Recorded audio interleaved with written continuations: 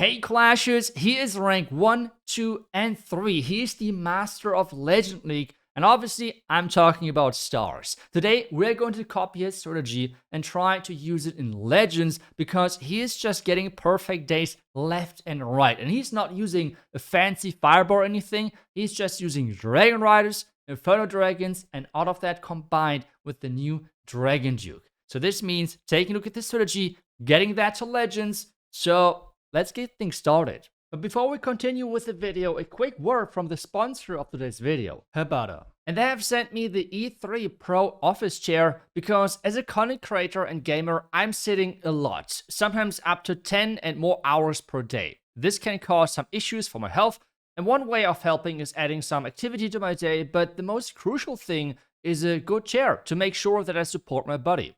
This means I need a chair which will support my health and my performance.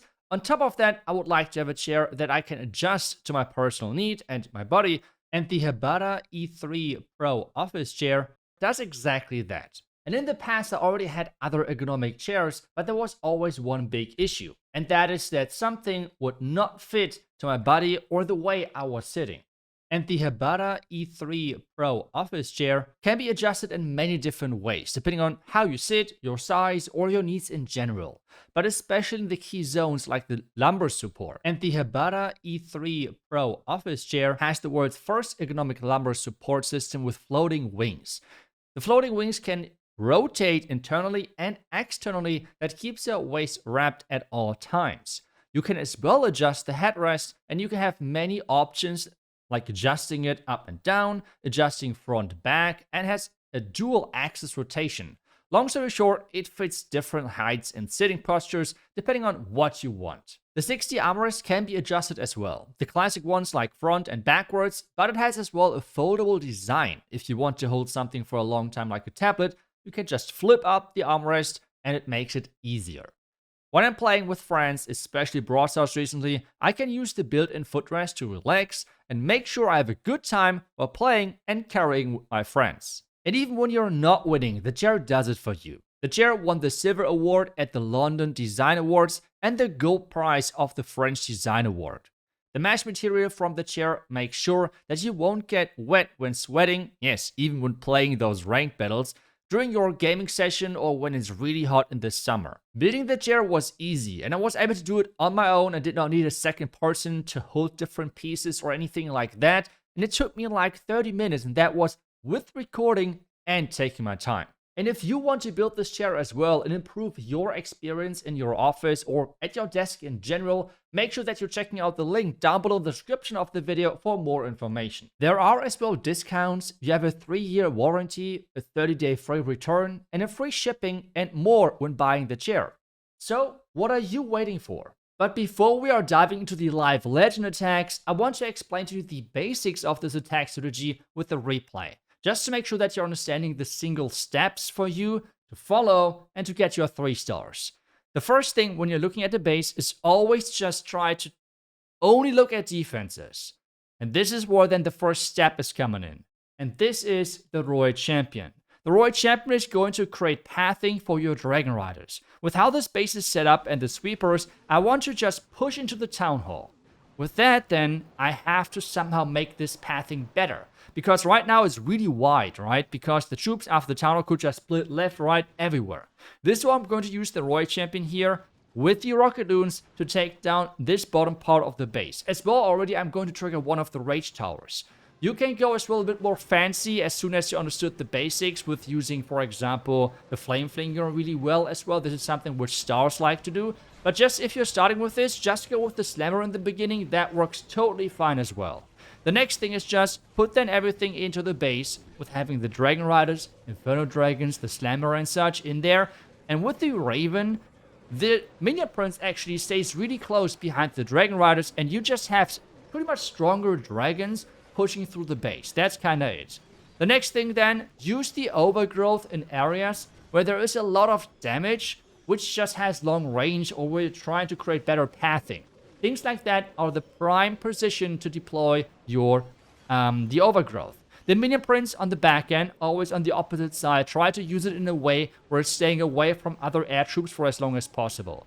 free spells in this army composition are mostly for splash damage defenses, which you cannot distract as well with the totem spell. So for example, something like Raged Up Multi-Form Towers and so on are prime examples to take down and shut down with those freezes. With that then being said, you can see this base is completely crushed. We pretty much just put everything into the town hall and easily 3-starred in the end. And this is really how you can crush those different bases. With that now being said, and you hopefully understood the order, which means Royal Champ, if you add the Flame Flinger, Royal Champ and Flame Flinger, then the Dragon Riders in there with the Minion Prince, the Warden, and then have the Dragon Duke on the back end. That's pretty much always the setup. And with that, you can crush any base. So, I will show you. Okay, let's convert everything which we have just learned into a nice 3-star. We have one of those double Rage Tower bases. I don't like them. Where's the second? Okay, the second sweeper is down here, so we do not need to worry about that one. How do we create that pathing? How do we do that? I could maybe... Do I just enter in here? No. We have to enter in there. So let's use the Royal Chamber right here. Maybe we can even get the Revenge Tower out. That would be quite nice. If not, it's not the end of the world. But hey, I think that would be quite nice value. We're actually going for that. That's nice. And then we can maybe have the Dragon Riders all coming in from this top side. For that, we can use 2 Rocket Dunes right here already. That's solid. Then we can use, I don't know, Baby Dragon right here. Something like that. Royal Champ has done her job, so that's great. Like this. Right there. Now, just like that. Everything in here. The Slammer in there as well. Let's get the distraction going over there. We have Mass Headhunters, you see, but that should be alright. Let's use the Tome. We can use... I'm not sure where do we use this guy. I think at the bottom side. I think that might be quite nice. I would like to wait for the back end Rage Tower to get triggered before we're using the Overgrowth. So right now, I think that's a good timing. That's an amazing timing, actually. We have that Minion Prince going strong for the back end. We still have the Skeleton spell to distract everything up there. The Minion Prince not perfectly following the plan, but I think it's still alright. Let's see. Let's distract that now. Minion Prince, please turn into the middle of, like, somehow. Now? Oh, that's good. That was the perfect angle. That was exactly what I was hoping for. Oh my, that was beautiful. Thank you so much, Minion Prince. You are amazing. And this base is completely gone. Take a look at that. This is crazy. Completely took... I mean, that was satisfying.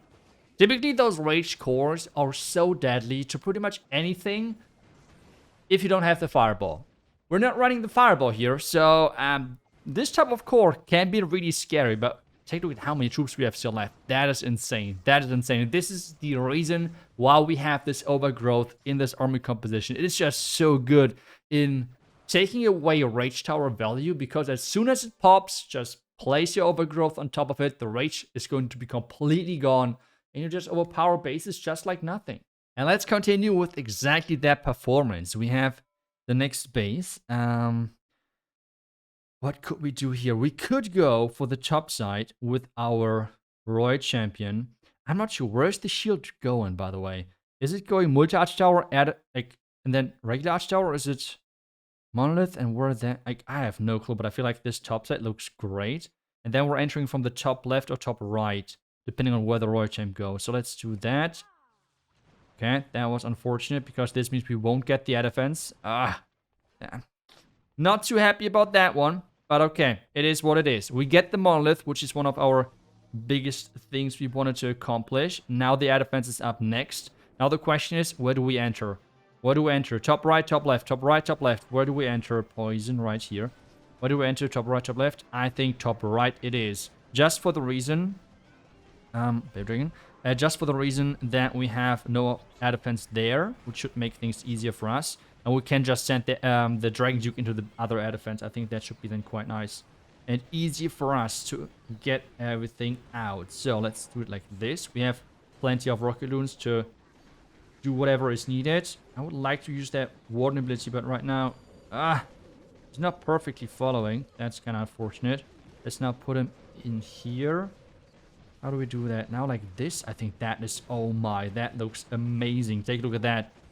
Take a look at that. How... Oh my. Okay, now, what is up next? Minion Prince, ability, right now. We would cover just everything which we have right now covered with the Minion Prince ability, with the overgrowth, because that's not really useful.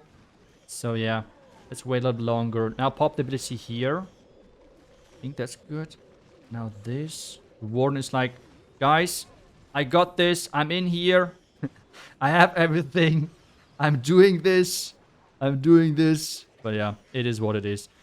Still, we are completely fine, I think, with everything else left to be deployed. The Minion Prince with the Raven destroying the Town Hall. We have the Dragon Duke on the left side. We can just freeze whatever we want.